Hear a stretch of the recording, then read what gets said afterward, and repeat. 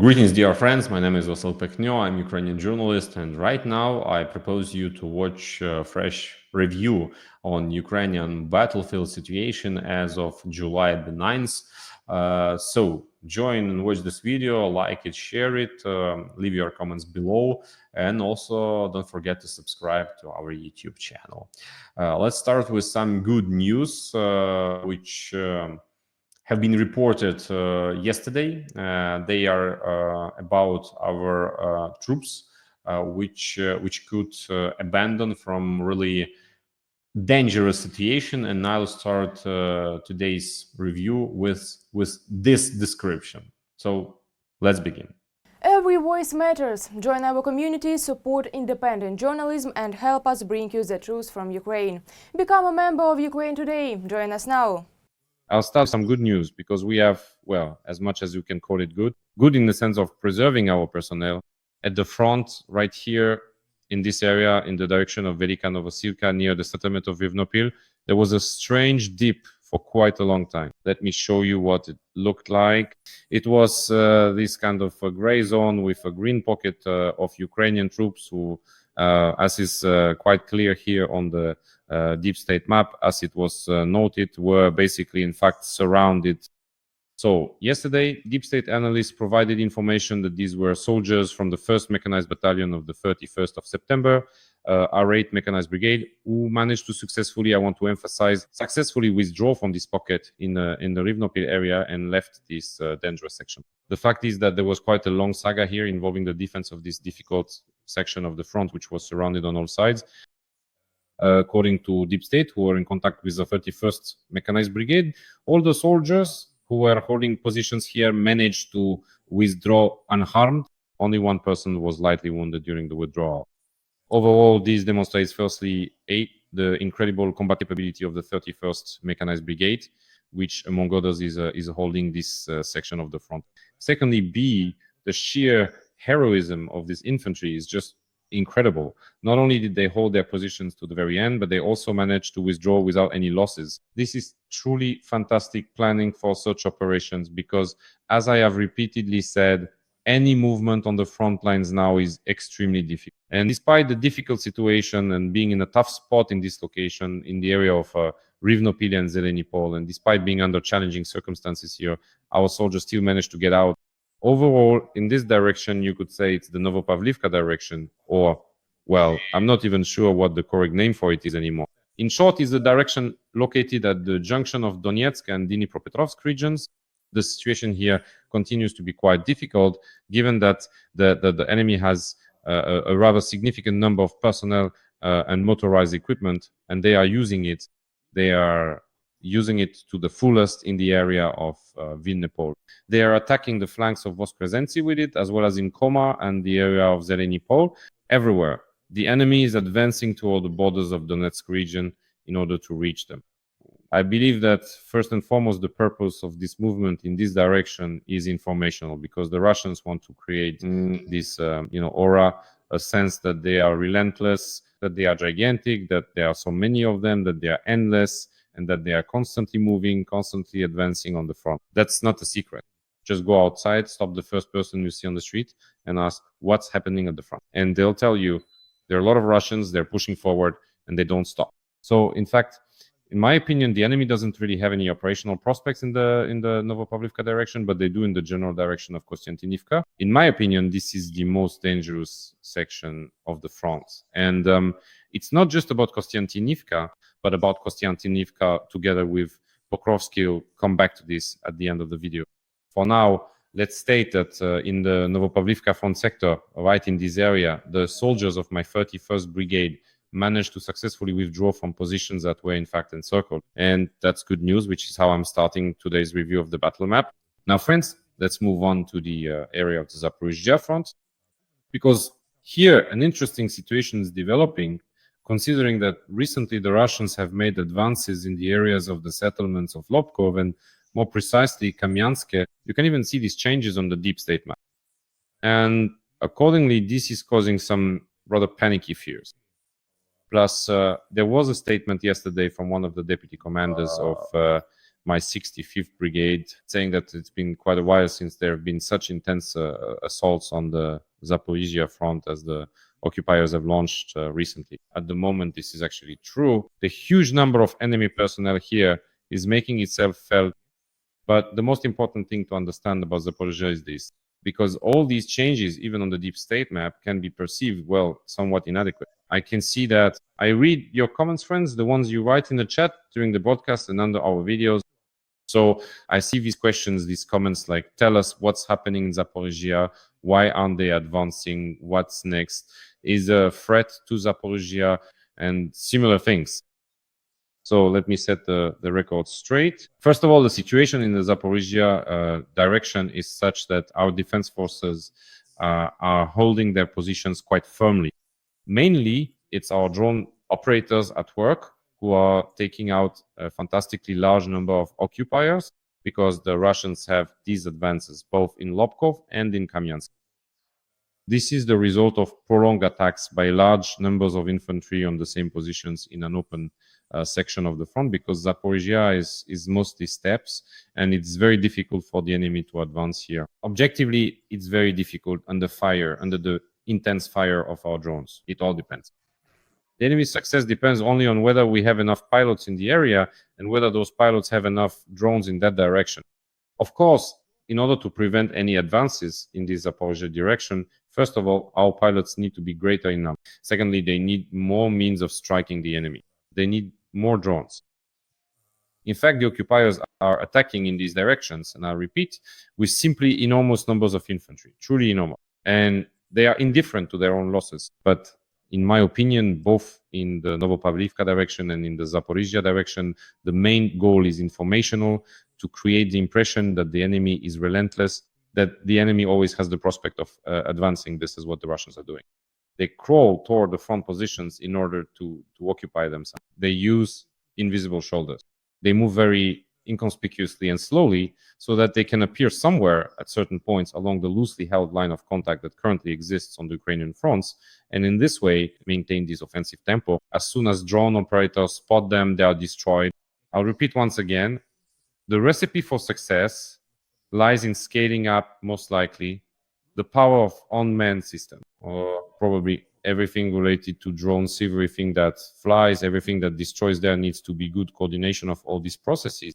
The dispatching of processes, which I've talked about for a long time, referring to our frontline commanders, in other words, the management of drone operations, the tautology should be brought to the level of how air traffic controllers manage civil aviation at civilian air. That is, we need to have a clear understanding of which units we have on a specific section of the front, which EW units are there, which EW units are operating, which drones are present, which drones are operational, what the radio horizons are, and which repeaters are there.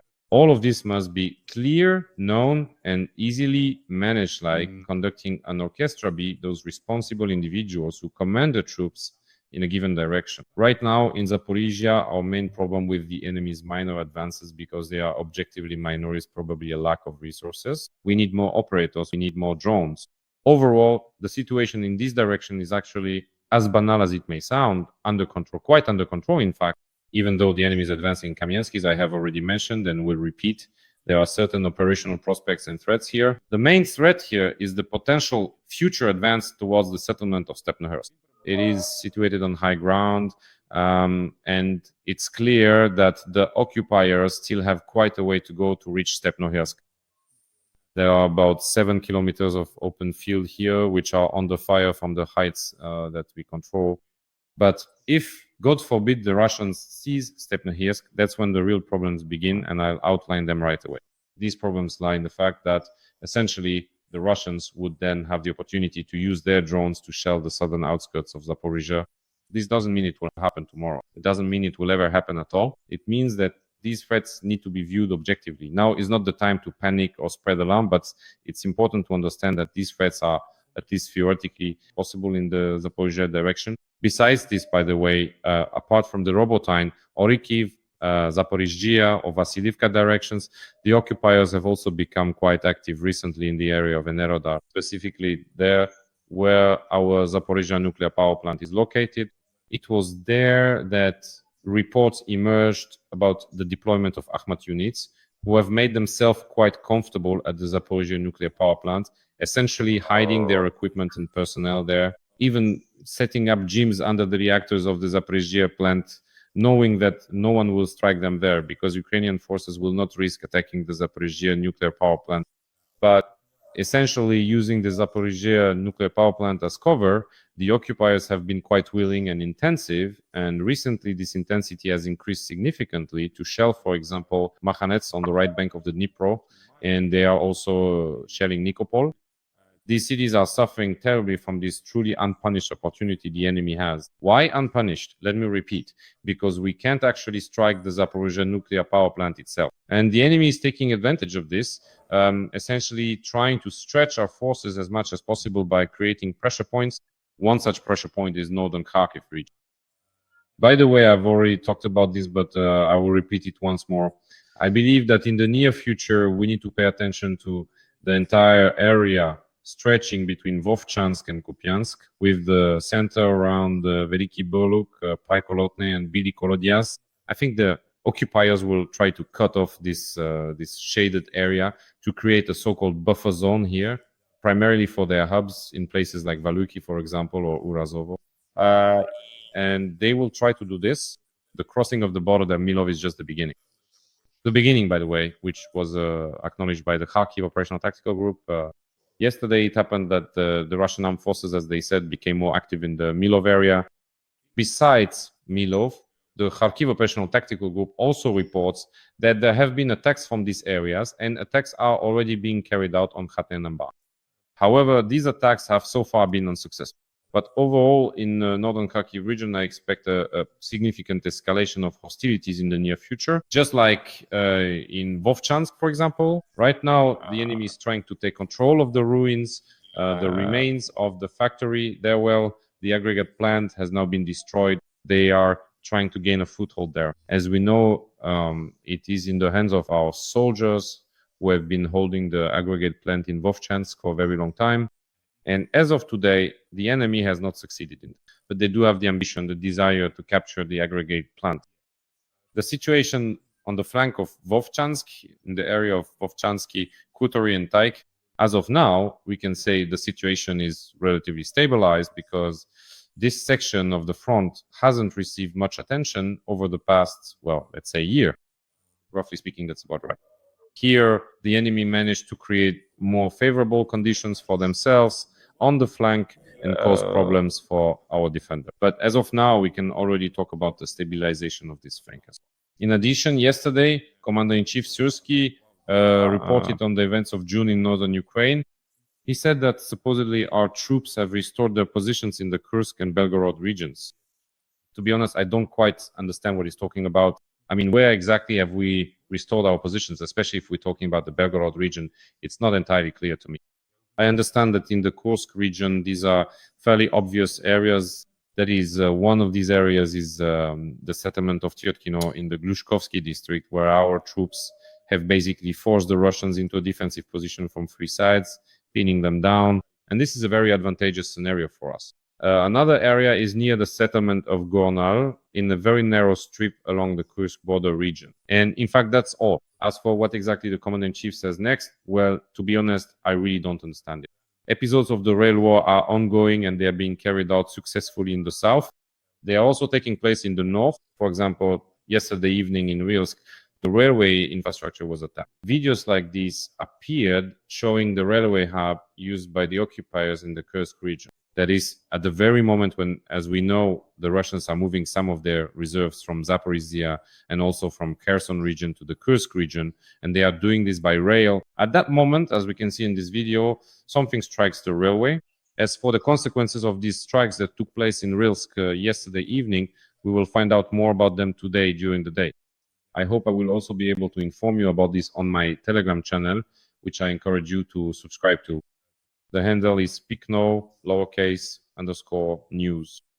You can find my Telegram page by entering this in the search bar of the Telegram app, or you can find me in the description of this particular video, or on the battle maps. Just look for me in this social network the same way. Subscribe. I'll be glad to see you there. What other trends are worth highlighting on the front line? Unfortunately, the Russians have been using chemical weapons more and more actively lately. Another episode of interceptions, radio interceptions carried out by the fighters of the main intelligence directorate, confirms that the Russians, in some cases, when planning assaults, talk about some device they will use to smoke our infantry out of their positions. And this device is about chemical weapon. Here, listen to this interception. Yeah, they kept thinking and thinking. We move south. We move south. And if there's a vehicle, there's a chance to hit it there. There is. Yeah, copy that. So tomorrow we'll go in with this thing, and hit them hard, really hard. Tomorrow we'll go in with this thing, and blow it right inside. Copy that. Tomorrow we'll count everything up. You see, blowing it inside means exactly that they're going to use chemical weapons against our positions. And further, there are pairs warned, meaning Russian soldiers have been warned that this will be a chemical attack. Unfortunately, the Russians have been using this more massively lately. And this is one of the trends that should be highlighted. Another trend that has emerged recently is the more active operations of our Ukrainian aviation. Previously, in the occupied areas of Luhansk region, speaking in terms of aviation operations, because there was quite dense air defense coverage there, our aviation couldn't reach those areas. And now we're seeing, for example, these remarkable videos from the Telegram community channel Sonyashnik, where you can see our Su-27 of the Ukrainian Air Force reportedly striking a gathering place of enemy UAVs and occupying forces personnel in this building in the Luhansk region. This is despite the fact that almost the entire Luhansk region has already been occupied, but our forces are still holding out with infantry in some areas, particularly in the Borivska direction, and they need support. That's why our aviation is providing such support, destroying in particular the main strike force on the front right now, namely the UAV operators. Well, friends, to wrap up, I'll say a few more words about the Pokrovsk-Kostiantynivka direction, because, as I said, in my firm opinion, these are the most difficult directions we currently have on the front, the most difficult. Recently, let's highlight it with a different color. Let's make it orange like this. Lately, the situation has somewhat worsened, specifically in the Pokrovsk direction. Because while we can relatively speak of stabilization along the border with the Dnipropetrovsk region, in other areas, in other sectors of the Pokrovsk direction, certain deteriorations are being observed. In particular, these deteriorations concern the southern part of Pokrovsk, the areas of Kotlin and Yudakhne, where, unfortunately, the enemy has had some success recently. In addition, this pressure on Pokrovsk is being intensified by serious attacks on the northern flank in the area of Novoekonomishne and Koptove, with the aim of attempting to bypass Menorad. And unfortunately, the enemy is having successes everywhere. In the same way, we are seeing new advances along the road towards Kostiantynivka, which are being recorded on the deep state map. So overall, the battle in Donbass is on the verge of a new phase, essentially a new Russian offensive, which on the Pokrovsk direction is already starting to unfold with a new wave. We are approaching the Donetsk direction with rather dangerous trends. Let's see if we can manage to hold the defensive. No one will make any predictions, and no one will even try to forecast the situation for us, because it depends on a very, very, very large number of scenarios. But overall, the most difficult and in some ways the most alarming situation concerns precisely these areas of Donetsk region. That's how things stand for us, friends, at the front. I hope you will support this video with your likes, give it a thumbs up, subscribe, and leave a comment. Take care of yourselves, all the best, and see you next time.